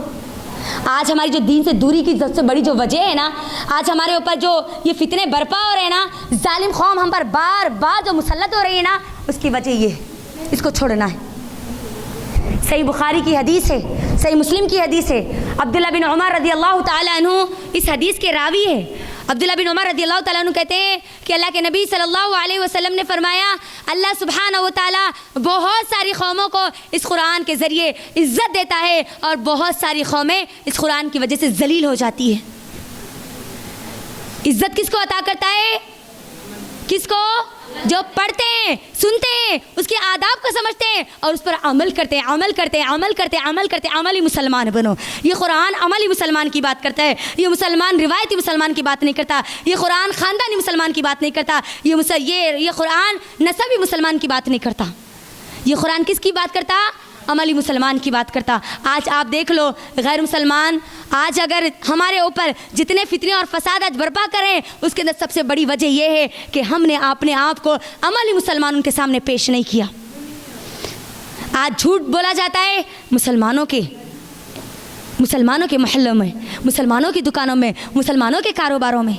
क्या गैर मुसलमान आज ये बात नहीं बोल रहे? बोलो मुझे। मुसलमान के साथ कारोबार करना बड़ा मुश्किल है जी भाई। अगर वहीं पर क्रिश्चियन से कर लो, वो कभी आपको धोखा नहीं देगा। बोल रहे नहीं बोल रहे? क्यों? जबकि ये कुरान सच्चाई की गवाही देने वालों के लिए है। ये कुरान सच्चे मुसलमानों की बात करता है, और हम अपने आप को कुरान को मानने वाले झूठे मुसलमान। सोचो ऐसा कैसे हो गया? रमज़ान आया, कुरान पढ़ लिए, 2 कुरान 3 कुरान आप पढ़ते चले गए, लेकिन अमली मुसलमान अगर इस कुरान ने हमको रमज़ान में नहीं बनाया, तो याद रखो हम रमज़ान में कुरान से फ़ायदा उठाने वाले नहीं बने। फिर नहीं बने हम लोग। वो 313 थे मेरी बहनों, है ना। शायर कहता है वो 313 थे तो लरजता था ज़माना, और आज हम करोड़ों हैं ग़ुलामी की सदाओं में। 313 थे, और बदर के मौके पे गालिब आ गए थे मुश्रिकीन मक्का, वो 10,000 की फ़ौज के सामने, और आज हम करोड़ों की तादाद में हैं। वो जालिम कौम मुट्ठी भरे जो हम पर गालिब आ चुकी है। वजह क्या है? वजह क्या है? बचपन क्या समझ लिया हमने कुरान को? बचपन में कुरान कोई उस्तादी माँ आए, कुरान पढ़ा दिए, ऐसा तैसा वैसा पढ़ते चले गए, बच्ची का हदिया हो गया, ख़त्म। वहीं पर हमने कुरान को बंद कर दिया। और अगर कभी खोला तो एक अपनी अच्छी खासी लंबी ज़िंदगी गुजरने के बाद रमज़ान में बख्शने के लिए, सवाब कमाने के लिए खोला बस। क्या कभी हमने इसलिए भी खोला कि इस बारे कुरान में अल्लाह मेरे बारे में बयान करता है, अल्लाह मेरे लाइफ स्टाइल के बारे में बोलता है? यकीनन कुरान इस दुनिया में आने वाले हर इंसान के बारे में बोलता है। मेरे और आपके बारे में भी कुरान में मौजूद है। ज़रूरत है मुझको और आपको कुरान खोलकर पढ़ने की। सूरह फातिहा पढ़ लिए, उसका तर्जुमा पढ़ लिए, फिर सूरह बकरा पढ़ लिए, उसका तर्जुमा पढ़ लिए। एक पढ़ रहे दूसरे सुना रहे, एक पढ़ रहे दूसरे सुना रहे। मुझे बोलो, क्या इससे कोई असर हुआ आज तक? क्या अमली मुसलमान बने फिर हम? जब अगर ये अमल हमारा अमली मुसलमान हमको बनने कर अगर नहीं उभारा तो फिर ये अमल हमारा हमको फ़ायदा देने वाला नहीं है। मेरी बहनों, हुआ क्या था, क्यों आज हम ज़िल्लत और रुसवाई की दलदल में हैं? वो हमारे सहाबा जिनका गोल्डन एज उस वक्त था जब वो इस कुरान से जुड़े हुए थे। मुसलमानों ने आज जितनी तरक्कियाँ दुनिया में देख रहे हैं ना आप, वो तमाम की तमाम इजादात, तमाम के तमाम जितने रिवोल्यूशन इस दुनिया में आए, उन तमाम की तमाम कामयाबी का अगर कोई रिवोल्यूशन था, कोई इनकलाब था, तो मोहम्मद रसूलुल्लाह सल्लल्लाहु अलैहि वसल्लम का इनकलाब था, इस्लाम का इनकलाब था। इस्लाम ने एक ऐसी तब्दीली पैदा कर दी थी पूरी के पूरी दुनिया में कि हर कोई हंसी खुशी इस्लाम में दाखिल होना चाहते थे। आज क्या हो गया कि मुसलमानों को देखकर लोग इस्लाम कबूल नहीं करना चाहते। एक मशहूर स्कॉलर है, वो कह रहे थे कि जब मैंने इस्लाम को पढ़ा तो इस दुनिया का सबसे बेहतरीन मज़हब पाया, लेकिन जब मैंने मुसलमानों को देखा तो सबसे बदतरीन कौम पाया। अल्लाह अकबर। सोचो थोड़ी देर के लिए, हम इस्लाम के अलमबरदार, हम इस्लाम के सिपाही, और हमको देखकर लोग कहते हैं कि नहीं, हमको इस्लाम कबूल नहीं करना है। सोचो थोड़ी देर के लिए कि क्या ये मकाम दिया कुरान ने हमको? क्या ये हुक्म दिया था कुरान ने हमको? हम झूठे, हम ग़ीबत करने वाले, हम धोखा देने वाले, हम लड़ाई और झगड़े की फसाद की आग लगाने वाले, क्या कुरान ऐसे मुसलमान की बात करता है? मेरी बहनों, अल्लाह के लिए अल्लाह का वास्ता देकर कहती हूँ, हज़ारों बार अल्लाह का वास्ता देकर कहती हूँ, कुरान ही मुसलमान बनो। कुरान जो मुसलमान बनने की बात करता है ना, वो मुसलमान बन जाओ। फिर देखो आपके ज़रिए आपकी ज़िंदगी में भी एक इनकलाब आएगा, और आपके अतराफ़ रहने वाले तमाम के तमाम माशरे में भी एक ज़बरदस्त इनकलाब आएगा। जो सहाबा के ज़रिए आया था वो इनकलाब आज भी आ सकता है, वो नेमतें आज भी मौजूद है, वो फरिश्ते आज भी आ सकते हैं। ज़रूरत है मुझको और आपको इसका हक़ अदा करने की, इसका हक़ अदा करने की।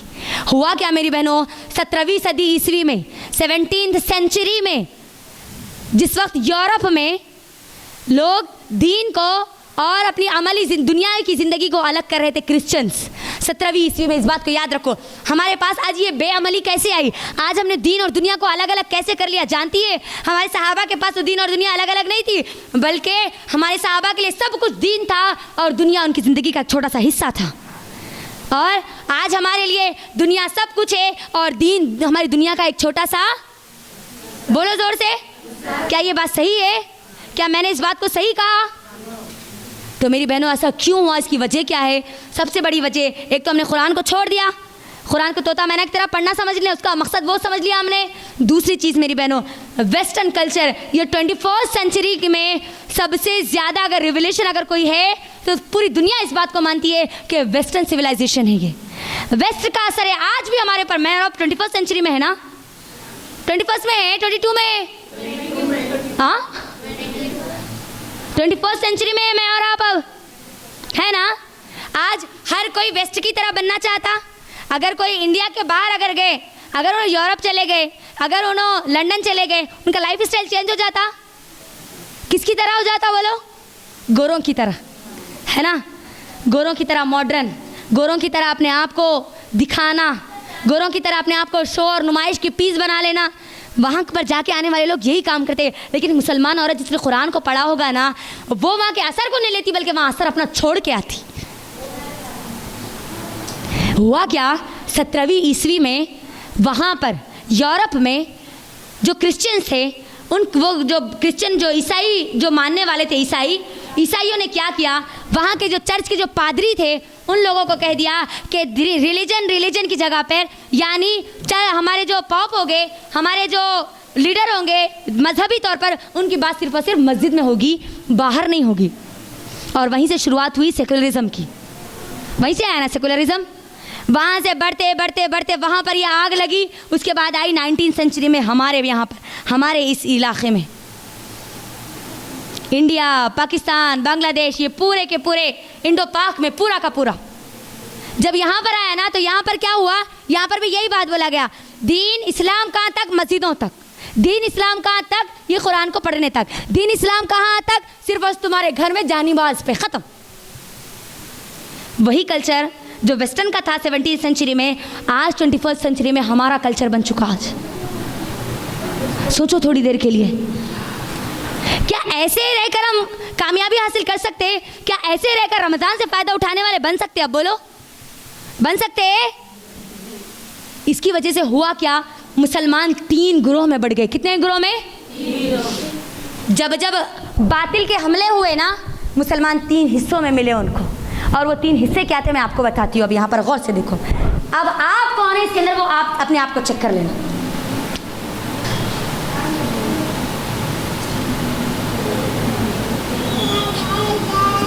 ये है बातिल जो हमेशा हमारे सामने खड़ा है। आदम अलैहिस्सलाम को जब बनाया गया तब से हमारे सामने एक बातिल खड़ा हुआ है। अब वो बातिल चाहे शैतान की शक्ल में हो, चाहे वो आरएसएस की शक्ल में हो, चाहे वो बीजेपी की शक्ल में हो, चाहे वो यहूद की शक्ल में हो, चाहे वो इजराइल की शक्ल में हो, बातिल तो यहाँ पर मौजूद है, था और रहेगा।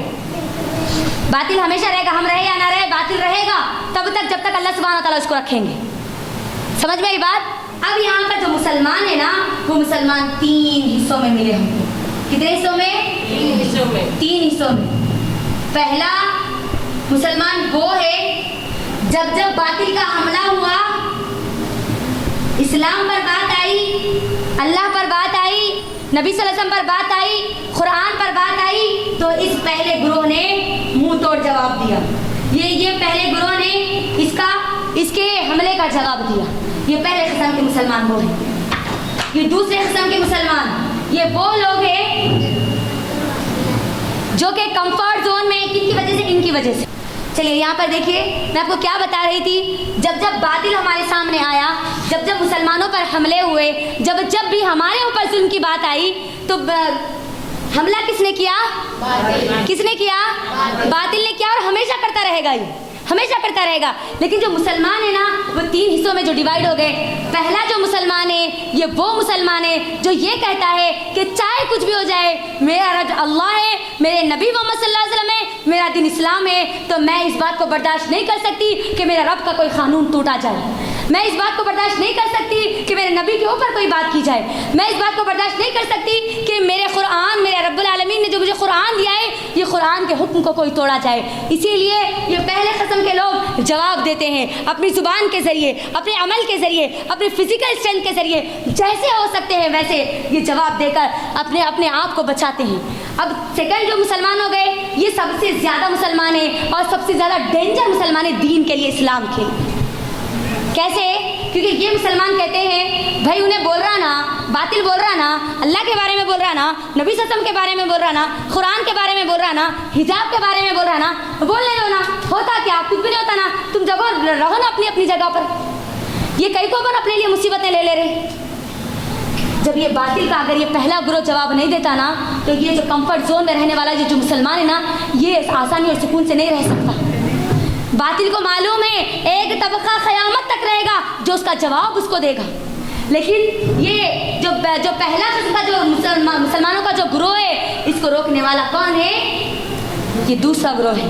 कई को कर रहे हैं अम्मा दीन का काम, क्या ज़रूरत है काम करने की, क्या ज़रूरत है कुरान का पैगाम बोलने की? जब जब मेरे रब का दीन टूटा जाएगा, तोड़ा जाएगा हमारे सामने, ये मुसलमान को, ये कुरान को पढ़ने वाली मुसलमान, रिवायती मुसलमान नहीं, नस्ली मुसलमान नहीं, ख़ानदानी मुसलमान नहीं, बल्कि कुरान मुसलमान जब जब भी देखेगी, ये बातिल को जवाब देगी, बातिल को जवाब देगी, चाहे वो मर्द हो या औरत। लेकिन रोकेंगे कौन? ये लोग। कि क्या कहेंगे? खामोश खाओ पियो अपनी जगह, अच्छे रहो ना। अगर ये पहले किस्म के लोग नहीं होते तो ये सुकून में रहने वाले नहीं होते। तो अब ये पहले किस्म के मुसलमानों के लिए हुआ क्या? एक तो इधर से भी हमला और दूसरा,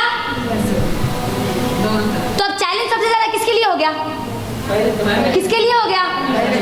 ये पहले वाले वो है जो ये बात बोलते हैं कि मेरा रब अल्लाह है तो बस अल्लाह है, मरूंगी तो अल्लाह के लिए, जीऊंगी तो अल्लाह के लिए, जो कर रहा है वो अल्लाह के लिए करूंगी, लेकिन अल्लाह के हुक्म को मेरे सामने में टूटता हुआ नहीं दिखूंगी। जान दे दूंगी, औलाद को कुर्बान कर दूंगी। हमारे सहाबा जो थे ये पहले किस्म के मुसलमान थे, जो मुहाजिरीन बने, मक्के को छोड़ के गए मदीने की तरफ सिर्फ और सिर्फ अपने ईमान को बचाने के लिए। सोचो थोड़ी देर के लिए, क्या हमारे लिए भी इस तरह आसान है अपने घरों को छोड़ के जाना, हमारी औलादों को छोड़कर जाना, हमारे बच्चों को छोड़कर जाना, हमारे ख़ानदान और कबीले की तमाम जायदाद को छोड़ के जाना? सोचो थोड़ी देर के लिए, क्या वो ताकत थी जो हमारे सहाबा ने सब कुछ छोड़ दिया अल्लाह के लिए? क्योंकि उनको मालूम था ये जो बातिल है ना, ये बातिल चाहता है कि हमारे दिलों में दुनिया की मोहब्बत डाली जाए, ये दुनिया की चीज़ें डाली जाए, ये दुनिया की कंफर्ट जो जोन आदमी जो जिसमें रह रहे हैं ना, उसके अंदर मुझे और आपको फंसा दिया जाए और मुझे और आपको इस कुरान के पैगाम से दूर कर दिया जाए। और आज वाकई ये चीज़ हो चुकी है। आज हमने कुरान को समझ लिया ना, भाई समझा नहीं समझा, तरावियों में कुरान सुन लो, थोड़े दिन कुरान सुन लो, ख़त्म। क्या कुरान सुनने से हमारा मकसद पूरा हो जाएगा? क्या कुरान सिर्फ सुनना होता तो क्या ज़रूरत थी मेरे और आपके सहाबा और सहाबियात को अपने घर बार, अपने माल दौलत सब कुछ छोड़कर अल्लाह के लिए निकलने की? क्यों निकले थे वो मक्का से मदीने की तरफ? क्यों निकले थे वो अपने दीन को बचाने के लिए? मेरे और आप के लिए निकले थे, मुझ तक और आप तक दीन पहुंचाने के लिए निकले थे, मुझ तक और आप तक ये कुरान पहुंचाने के लिए निकले थे। सोचो थोड़ी देर के लिए, आज हमको निकलने की ज़रूरत नहीं है, आज हमको हमारे घर छोड़ने की ज़रूरत नहीं है, आज हमको कोई और काम करने की ज़रूरत नहीं है। आज मुझे और आपको ये कुरान को सिर्फ और सिर्फ पढ़ के समझने की ज़रूरत और इस पर अमल की ज़रूरत है। मेरे और आपकी सबसे बड़ी कुर्बानी अब यही है कि इसको समझा जाए और उस पर अमल किया जाए। ये है अब हमारी कुर्बानी जो मुझे और आपको देनी है। मेरी बहनों, सोचो थोड़ी देर के लिए, अगर यही ईमान लेकर हम नबी सल्लल्लाहु अलैहि वसल्लम के दौर में होती तो क्या वाकई हम वो लोगों में होती, वो जय्यद सहाबा में होती, वो सहाबियात में होती? अस्मा बिन्त अबी बकर, मैंने आपको थोड़ी देर पहले कहा, कौन है? अकेली निकल जाती है, अकेली औरत निकल जाती है मक्के से मदीने की तरफ। प्रेगनेंसी में थी वो भी, और मदीना जाने के बाद उनकी डिलीवरी होती है। सोचो आप थोड़ी देर के लिए, 9 मंथ की प्रेगनेंसी में हमारी अस्मा बिन्त अबी बकर अकेली निकलती है अपने दीन पर, अपने ईमान पर कायम रहने के लिए, इस कुरान पर अमल करने के लिए, अल्लाह सुब्हानहू व तआला की तौहीद को बयान करने के लिए, नबी सल्लल्लाहु अलैहि वसल्लम की रिसालत का ऐलान करने के लिए अकेली औरत निकलती है। तो क्या आज हम अकेली औरत इस कुरान पर अमल करने वाली नहीं बन सकती? क्या इतना भी तकाज़ा नहीं है आज हमारा? क्या इतने भी हम मुसलमान नहीं बन सकते? क्या इतनी भी कुर्बानी आज हम नहीं दे सकते? मेरी बहनों, याद रखो, ये सेकंड मुसलमान बड़े ख़तरनाक हैं, जिसको मालूम ही नहीं है कि बातिल के हमले क्या है, बातिल हमारे ऊपर क्यों आ रहा है। आज जो इंडिया के जो हालात है ना, ये खाली नहीं है, ये प्री प्लान्ड है। हिजाब का जो मसला आया, क्या अभी अभी छेड़ा गया ये? हाँ नहीं, 2016 से ये बात छेड़ी जा रही थी, लेकिन हम कंफर्ट जोन में रहने वाले मुसलमान, हम हमारे आराम की ज़िंदगी में रहने वाले मुसलमान, हमको सिर्फ खाने और पीने और पकाने के अलावा कोई और चीज़ की फिक्र नहीं है, हम वो मुसलमान। तो कैसे पता चलेगा, कैसे मालूम होगा कि बातिल के हमले हम पर क्या है और ये कुरान में उसका क्या जवाब है? ये रमज़ान आया, अल्लाह ने रमज़ान मेरी और आपकी ज़िंदगी में मुझे और आपको दिया, तो अल्लाह के लिए इसके पैगाम को समझो, इसको समझो कि क्यों दिया गया, क्यों कुरान में नाजिल किया, ये कुरान क्यों रमज़ान में भेजा गया। अल्लाह के लिए इसके मकसद को समझो। जब तक मेरा और आपका विजन क्लियर नहीं होगा, मेरा और आपका मकसद क्लियर नहीं होगा, मैं और आप ये बातिल के हमलों से बचने वाले नहीं है। ना हम बच सकते, ना हमारी औलादों को हम बचा सकते हैं। इस बात को याद रखो मेरी बहनों। थोड़ी देर के लिए सोचो, आज मैं और आप 2022 में हैं, 2022 में मैं और आप है। सोचो 100 साल के बाद क्या होगा, 322 जब आएगा, मेरे और आपकी नस्लें क्या इस कुरान को पढ़ने वाली होगी? आज हम कुरान से बेगारगी इख्तियार करने वाले, आज हम कुरान को खोल कर पढ़ने वाले नहीं हैं। सिर्फ रमज़ान के लिए हमने मुकर्रर कर दिया, मुख्तस कर दिया। कभी कभार अगर पढ़ते भी हैं तो सिर्फ और सिर्फ जुमा को पढ़ते हैं। सोचो आज हमारा अमल सिर्फ और सिर्फ जुमा और रमज़ान को है। आने वाले 100 साल में क्या हमारी नस्लें कुरान को पढ़ने वाली होगी? कुरान के नुस्खे हमारे पास मौजूद होंगे, लेकिन कुरान को समझने वाला, कुरान को पढ़ने वाला, कुरान को पढ़ाने वाला मौजूद नहीं होगा, समझने और समझाने वाला नहीं होगा। अगर मैं और आप अब नहीं उठे, अगर अब नहीं जागे, अगर अब इस कुरान के पैगाम को हम नहीं समझे। ये सेकंड मुसलमान जिसमें आज हमारी सबसे ज़्यादा तादाद है। हम चाहते हैं कि हम पर कोई मुसीबत ना आए, हम चाहते हैं हमको कोई प्रॉब्लम ना हो, भाई हम अच्छा आराम से रहें, हमको कोई प्रॉब्लम होना ही नहीं, हम कोई झमेले में जाना ही नहीं चाहते। हमको हमारी दुनिया की जो ज़िंदगी है वो बस चाहिए, बस हमारे पास है, काफ़ी है। मेरी बहनों, अगर हमारे सहाबा भी ऐसे ही समझते, अबू बकर सिद्दीक़ रज़ी अल्लाह अन्हु के पास क्या कमी थी? बोलो मुझे, कोई कमी थी? लेकिन उनकी पहचान किससे थी? अबू बकर रज़ी अल्लाह तआला अन्हु का जब नाम आता है तो क्या बोल के आता?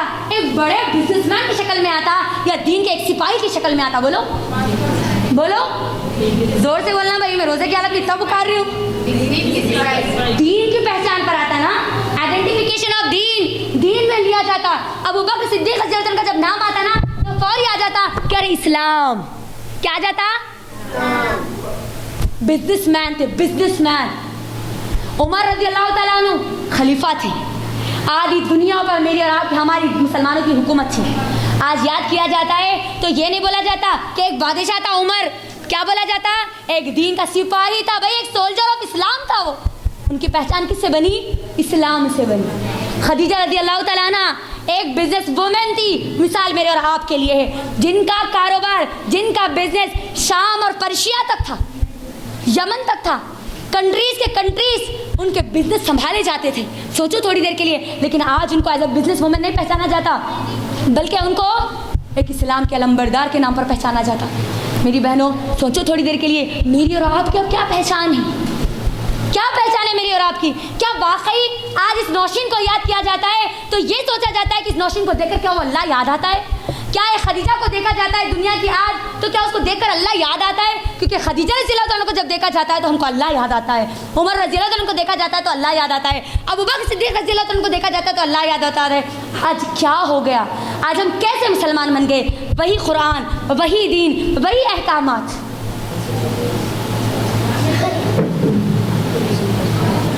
शैतान हो सकता है जो हमको भड़काए, है ना? तो सोचो अब थोड़ी देर के लिए, वही काम, वही अमल, वही सब चीज़ें हमारे पास है, लेकिन आज हमारी पहचान दीन से नहीं है, आज हमारी पहचान इस्लाम से नहीं है। तो इसका मतलब फॉल्ट हम में है, फॉल्ट हम में है। सोचो अपने आप को कि कहीं हम ये सेकंड जोन वाले लोग तो नहीं है, ये तो लोग नहीं है जिनको अल्लाह ने कुरान में क्या कहा मालूम है? मुनाफिकीन कहा। क्या कहा? मुनाफिकीन कहा। हम दुनिया में कभी किसी को मुनाफिक नहीं बोल सकते जब तक अल्लाह क़यामत के दिन इस बात का ऐलान ना कर दे कि ये मुनाफिक है, लेकिन उसकी निशानियाँ अल्लाह ने बयान कर दी। वो कौन है? जो ज़ाहिरी तौर पर तो मुसलमान है, लेकिन जब अमल की बात आती है तो कहता है कि अरे भाई दीन मस्जिद तक रखो, दीन कुरान तक रखो, दीन अपने घर के जानिमाज़ तक रखो, दीन हमारे मामलात में नहीं आ सकता, अल्लाह का कानून, अल्लाह हमारी लाइफ में नहीं आ सकता, हमारे जो फील्ड है उसके अंदर नहीं आ सकता, हमारे बच्चों की जो स्कूल है उसके अंदर नहीं आ सकता। वही मामला आज हो रहा है ना। मेरा आज ये तमहीदी पूरा का पूरा लेक्चर लेने का मकसद यही था कि मैं आप सबको मेरा और आपका तारुफ बताऊं। हम वो एक मामूली कौम नहीं है मेरी बहनों, हम वो मजबूत कौम है जिसको अल्लाह ने मजबूत बनाया है, लेकिन आज हम हमारे बेअमली की वजह से कमज़ोर और खोखली हो चुकी आज हम सब। अल्लाह के लिए अपने आप को देखो, ये मुसलमान हूँ मैं या ये मुसलमान हूँ मैं? जब अल्लाह का हुक्म आ जाए तो क्या उस पर डर जाती हूँ या सोचती हूँ कि लोग क्या कहेंगे, हालात क्या कहेंगे? ये कुरान तो कहता है भाई, कुरान कहता है, अल्लाह का हुक्म है, सच बोलो, झूठ मत बोलो, हमेशा इंसाफ के साथ रहो, हमेशा जो जुल्म हो रहा है उसके खिलाफ बोलो, जुल्म को अपने अंदर लेके मत बैठो, जुल्म को देखकर खामोश मत बैठो। कुरान कहता है ये मुसलमान, और हम कहते हैं अरे भाई कहाँ जाते हैं उनके झमेलों में, अपने को क्या करना है? अपनी ज़िंदगी भली अपन भले, अपना घर भला अपन भले, अपने बच्चे भले अपन भले, ख़त्म। याद रखो, ये जो आग, बातिल की आग हमारे आतराफ जब फैल रही है, अगर आज हमने उसको रोकने के लिए पानी लेकर बुझाना शुरू नहीं किया तो यही आग हमको भी जलाकर भस्म कर देगी और हमारी आने वाली नस्लों को भी नाम के मुसलमान रख देगी, लेकिन वो कल क़यामत के दिन वो मुसलमानों की लिस्ट में उनके नाम नहीं होंगे। इस बात को याद रखो। ये बातिल के यलगार, ये बातिल के जो आज हमारे पर हमले हो रहे हैं ना, ये मामूली नहीं है। इसकी सबसे बड़ी वजह यह है कि हमने आज कुरान को छोड़ दिया। वो जानते हैं इस बात को, बहुत अच्छे से जानते हैं इस बात को। जब ये कौम इस कुरान को समझ लेगी ना, ख़त्म, उनका मिटना लाजिम होगा, 101% तय होगा। लेकिन हम उन लोगों ने क्या किया? भाई पढ़ो कुरान, तुम्हारी किताब है, बहुत अच्छी बात है, रमज़ान आ रहा, पढ़ लो कुरान। हमारी ज़िंदगी में नहीं भाई, दीन अलग दुनिया अलग, स्कूल अलग तुम्हारा दीन अलग, हिजाब नहीं तुम्हारे घर के बाहर, स्कूल में नहीं, कॉलेज में नहीं। हो गया ना आज? ये हुआ नहीं हुआ? अल्लाह का कानून मेरे और आपके सामने तोड़ा जा रहा। केरला में हिजाब बैंड हो चुका, हम जानते हैं। केरला की हाई कोर्ट ने हिजाब को बैंड कर दिया। मेरी बहनों, कभी सोचा है थोड़ी देर के लिए कि क्यों वो कोर्ट के ये अल्फाज आए कि हिजाब इज़ अ नॉन, क्या कहा गया? नॉन कुछ एक लफ्ज़ बोला गया उसके अंदर, एसेंशियल पार्ट, नॉन इसेंशियल, यानी ज़रूरी अमल नहीं है इस्लाम में। देखो ये जो बात आई कोर्ट में, वहाँ तक पहुँची कैसा, मुझे बोलो आप। कुछ दिनों पहले जो ईसाई है, जो अपने सॉरी जो सिख है, सिखों की जो छोटी सी नाइफ जो होती है ना, नाइफ जो हमेशा वो अपने साथ रखते हैं, उनके धर्म का एक हिस्सा है ना, वो है ना, उसकी इजाज़त दे दी गई। हालाल की अपडेट बता रही हूँ मैं आपको। यहाँ तक इजाज़त दे दी गई कि अगर वो एरोप्लेन में भी अगर जाते हैं तो वो अपने साथ लेके जा सकते हैं। वो नाइफ को जो छोटी वो अपने साथ रखते हैं ना, हालांकि किसी और को छोटा सा नील कटर भी लेके जाने की परमिशन नहीं है, लेकिन सिखों को आज वो परमिशन दे दी गई। क्यों? क्योंकि उन्होंने इस बात को शो किया कि ये हमारे रिलीजियस बेस की बुनियाद है, ये हमारे दीन का हिस्सा है। लेकिन आज नॉन एसेंशियल प्रैक्टिस बोला गया है हिजाब को। क्यों? क्योंकि हमने मौका दिया उनको ये बात बोलने का, हमने मौका दिया। क्या हमारी माएँ आज ये बात नहीं बोलती हिजाब करना है भाई कर लो? क्या कभी ये गौर किया कि कैसे करना है? इस्लाम का हुक्म क्या है? जब हिजाब को कंपटीशन यहाँ पर रखा गया था, कुछ हमारी बहनों ने, जो हमारी स्कूल की कॉलेजेस की जो सिस्टर्स थी, उन्होंने लेक्चर के दौरान कहा कि मैं नहीं जानती कि हिजाब फ़र्ज़ है, वाजिब है या सुन्नत है, लेकिन मैं इतना जानती हूँ कि हिजाब करना है। मेरी बहनों, हम मुसलमान होने के नाते हमको ये भी नहीं मालूम कि हिजाब है क्या। हिजाब ऑब्लिगेशन है, हिजाब फ़र्ज़ है हमारे ऊपर, लेकिन हम आज इस बात को अगर नहीं समझे, क्यों? क्योंकि इसको नहीं खोले ना, इसको खोल के नहीं पढ़े ना। अल्लाह सूरह अहज़ाब में क्या कहा? नबी सल्लल्लाहु अलैहि वसल्लम को कहा, क्या कहा? या अय्युहन नबी कुल लिअज़वाजिका व बनातिका व निसाइल मुअमिनीन युदनीना अलैहिन्ना मिन जलाबिबिहिन्ना अन युरफ़ना फला युज़ैन। ऐ अल्लाह के नबी सल्लल्लाहु अलैहि वसल्लम, कह दो अपनी बीवियों से। क्या अल्लाह के नबी सल्लल्लाहु अलैहि वसल्लम की बीवियों के लिए ये कंपलसरी नहीं था, ऑब्लिगेशन नहीं था? अल्लाह ने क्यों कहा यहाँ पर? हमने क्या समझ लिया? एक हिस्सा, छोटा सा हिस्सा है भाई, चलो इस्लाम, चलो। मेरी बहनों, अल्लाह के लिए, अल्लाह के लिए, अल्लाह का वास्ता दे करके तू हज़ारों बार ये दिल रोता है, ये तकलीफ़ होती है मुझे जब मैं देखती हूँ कि हमारे उम्मत मुस्लिमा ज़िल्लत और रुसवाई की पस्तियों में जा रही है अपने आप को मुसलमान कहते हुए। वो सहाबा थे जिनके पास कुरान था तो वो पहुँच गए आसमान की बुलंदियों पर, और हम आज ज़िल्लत और रुसवाई की पस्तियों में क्यों हैं? क्योंकि हमने इसको समझा नहीं, इसको समझा नहीं। वही कुरान, वही अल्फाज, वही सब की सब, एक एक लफ्ज़ वही है। फिर ऐसा इतना बड़ा इनकलाब आया।